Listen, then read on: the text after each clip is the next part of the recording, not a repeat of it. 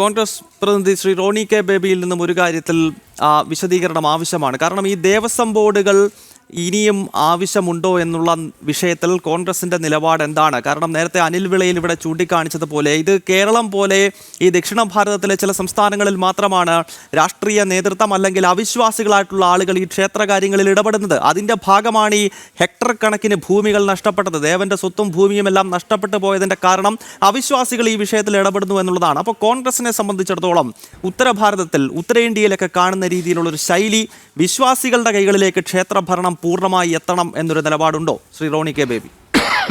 ഇവിടെ ബഹുമാനപ്പെട്ട വിശ്വഹിന്ദു പരിഷത്തിന്റെ ബഹുമാനപ്പെട്ട സുഹൃത്ത് ഉൾപ്പെടെ ഇപ്പോൾ ആങ്കർ ഉൾപ്പെടെ ചോദിച്ച ചോദ്യം വളരെ പ്രസക്തമാണ്.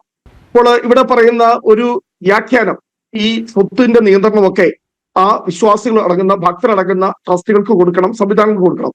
ഞാനിവിടെ ഒരു കാര്യം മാത്രം ചൂണ്ടിക്കാണിച്ചോട്ടെ. ഈ ഇന്ത്യയിലെ ഹിന്ദുത്വ രാഷ്ട്രീയത്തിന് ഏറ്റവും അധികം വെള്ളവും വളവും ചെയ്തു കൊടുത്തതാണല്ലോ രാമജന്മഭൂമി വിഷയം.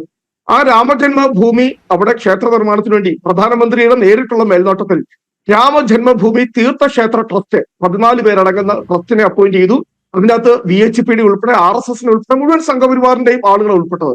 പക്ഷേ അതുമായി ബന്ധപ്പെട്ട് വലിയ ഭൂമി കുംഭകോണം ഉണ്ടായ വസ്തുത ബഹുമാനപ്പെട്ട VHP നേതാവിന് അറിവുണ്ടോ ഇല്ലെന്ന് എനിക്കറിയില്ല. 2020 സുപ്രീം കോടതി തന്നെ സ്വമേധയാ കേസെടുത്ത് കോടാനുകോടി രൂപയുടെ അഴിമതിയാണ് അവിടെ കൊടുത്ത് 70 ഏക്കർ ഭൂമി രാമക്ഷേത്രം പണിയാൻ വേണ്ടി ഹിന്ദുക്കളുടെ ഏറ്റവും വലിയ വിശ്വാസമായിട്ടുള്ള ഏറ്റവും വലിയ അവകാശ പോരാട്ടത്തിന് വേണ്ടി ഹിന്ദുക്കൾ ഇറങ്ങി തിരിച്ച ഹിന്ദുത്വ രാഷ്ട്രീയം ഇറങ്ങി തിരിച്ച ആ രാമജന്മഭൂമിയുമായി ബന്ധപ്പെട്ടുണ്ടായ കുംഭകോണങ്ങളൊന്നും നമ്മൾ മറക്കരുത്.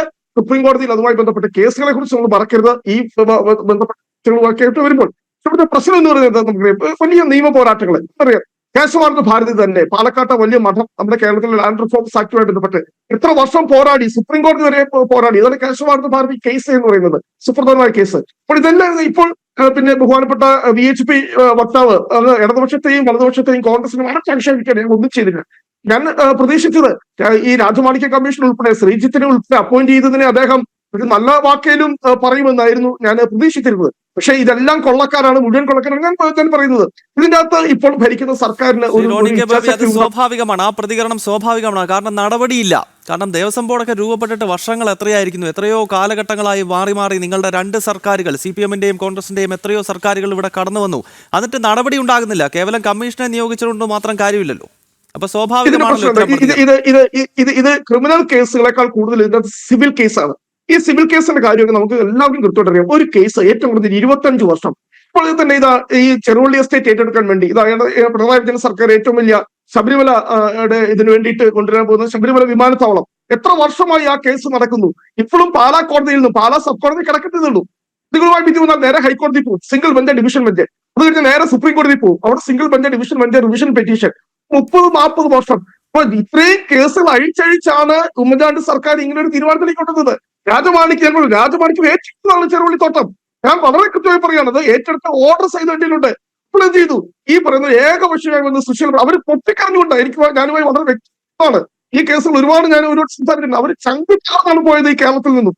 കാരണം അവര് നടത്തിയ ആ വലിയ പോരാട്ടങ്ങളൊക്കെ ഒരു സുപ്രഭാതത്തില് പിന്നെ ഇവിടെ ഒരു ഉത്തരവുമില്ലാതെ പോകുന്ന ഒരു സാഹചര്യം ഉണ്ടായി. അപ്പോൾ ഇതിന്റെ അകത്ത് പിന്നെ ഉണ്ടാകേണ്ടത് അല്ലാതെ ഇപ്പോൾ ഇതെല്ലാം കൂടെ ഈ പിന്നെ ഭക്തസംഘങ്ങൾ കൊടുത്തു. ഇതിനകത്ത് വരാൻ പോകുന്നത് സംഘപരിവാർ BJP തന്നെയായിരിക്കും. അപ്പോൾ അതിനകത്ത് നിഷേധിച്ചിട്ട് കാര്യമില്ല. ഭക്തര് ഇതെല്ലാം പിന്നെ നിയന്ത്രിച്ചിട്ട് എന്ന് വരുമ്പോൾ വരാൻ പോകുന്നത് BJPയുടെ രാഷ്ട്രീയമായിരിക്കും, സംഘപരിവാറിന്റെ രാഷ്ട്രീയമായിരിക്കും.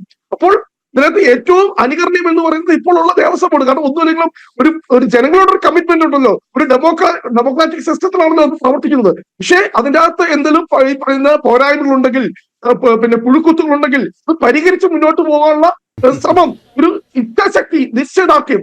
അല്ലാതെ ഞാൻ പറഞ്ഞതുപോലെ ഇതൊന്നും ഈ പറയുന്ന VHPക്കോ BJPക്കോ കൃത്യമായി ഞാൻ പറയുകയാണ്.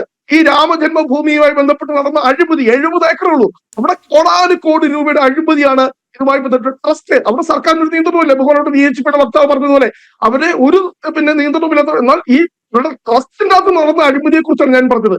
അപ്പോൾ അത് നമ്മളിപ്പോൾ ഇതെല്ലാം ദേവസ്വം ബോർഡിനെല്ലാം എടുത്തു കളഞ്ഞു, ഇതെല്ലാം ഇവരുടെ നിയന്ത്രണത്തിൽ കൊടുത്തു എന്ന് പറയുമ്പോൾ ഈ കാര്യങ്ങൾ കൂടി മറക്കാൻ പാടില്ല എന്ന് ഞാനിവിടെ ചൂണ്ടിക്കാണിക്കാൻ വേണ്ടി ആഗ്രഹിക്കുക. ശ്രീ അനിൽ വിളയിൽ, അങ്ങേക്ക് ഈ ചർച്ച അവസാനിപ്പിക്കാം, അങ്ങേക്ക് മറുപടി നൽകാം. കാരണം ഉത്തരേന്ത്യയിൽ ക്ഷേത്രങ്ങൾ ഈ രീതിയിൽ ഏൽപ്പിച്ചു കഴിഞ്ഞാൽ അവിടെ RSS BJPക്കാരും മാത്രമേ ഉണ്ടാവൂ എന്നാണ് കോൺഗ്രസിന്റെ പ്രതിനിധി പറയുന്നത്.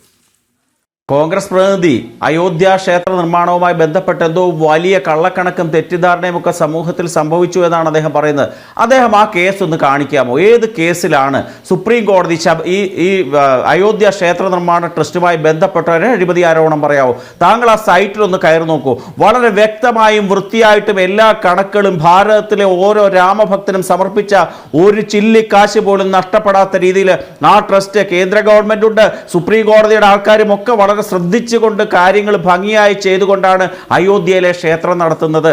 അത് ഈ സാഹചര്യത്തിൽ താങ്കൾ സമൂഹത്തിനെ തെറ്റിദ്ധരിപ്പിക്കുകയാണ്, അവിടെ അഴിമതി നടക്കുന്നു എന്നുള്ള ആരോപണം 100% തെറ്റാണ്. അപ്രകാരമുള്ള യാതൊരു സംഭവവും നടക്കുന്നില്ല.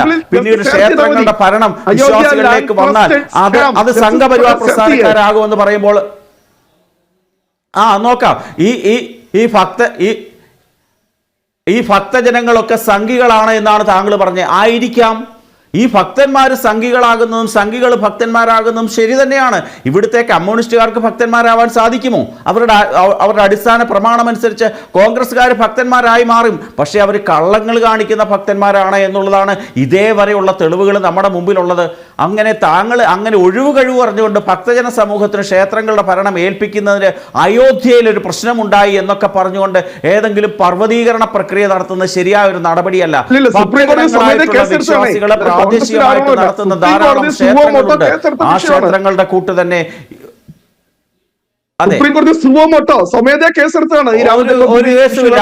നിലവിലുള്ള പ്രസക്തിയില്ല. നമുക്ക് നോക്കാം. അതുകൊണ്ട് താങ്കൾ ഇത്തരത്തിലുള്ള ഞാൻ പരിശോധിക്കാം.